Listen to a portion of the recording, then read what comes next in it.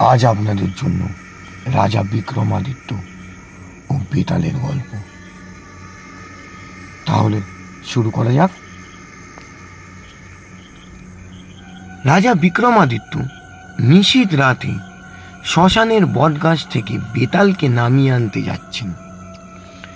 বেতাল স্বভাব মতন আবারও তার গল্প শুরু করল। বেতাল বলল, একটা রাজ্যে এক ধনী বণিক ছিল।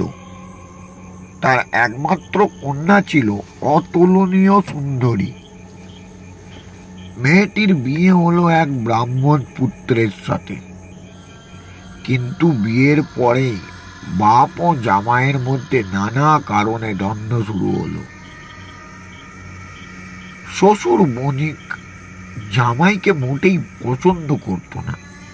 সে মনে মনে প্রতিজ্ঞা করল, আমি একদিন ওকে ধ্বংস করব।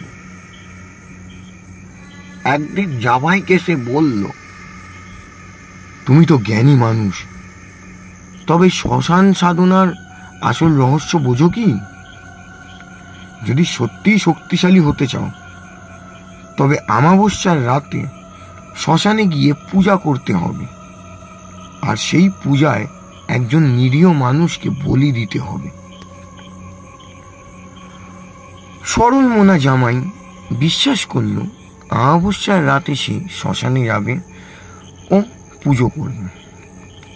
সে বলি দেওয়ার জন্য এক দরিদ্র মানুষকে সঙ্গে নিয়ে গেল। কিন্তু ঠিক সেই সময় গোপনে সৈন্য পাঠালো তার শ্বশুর,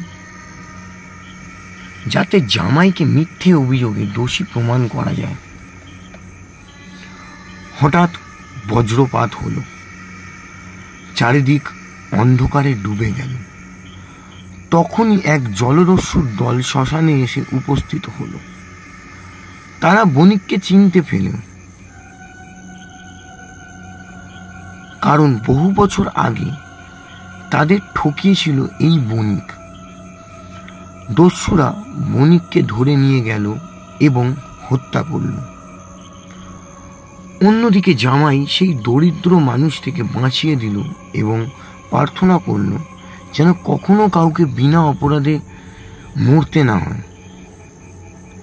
শেষে সে নিরাপদে বাড়ি ফিরল। এবার বেতাল হেসে রাজা বিক্রমাদিত্যকে জিজ্ঞেস করল, বিক্রমাদিত্য, বলো তো দেখি, এখানে আসল অপরাধী কে?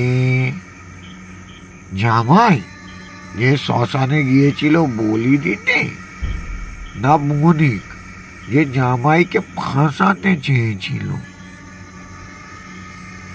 রাজা বিক্রমাদিত্য বললেন,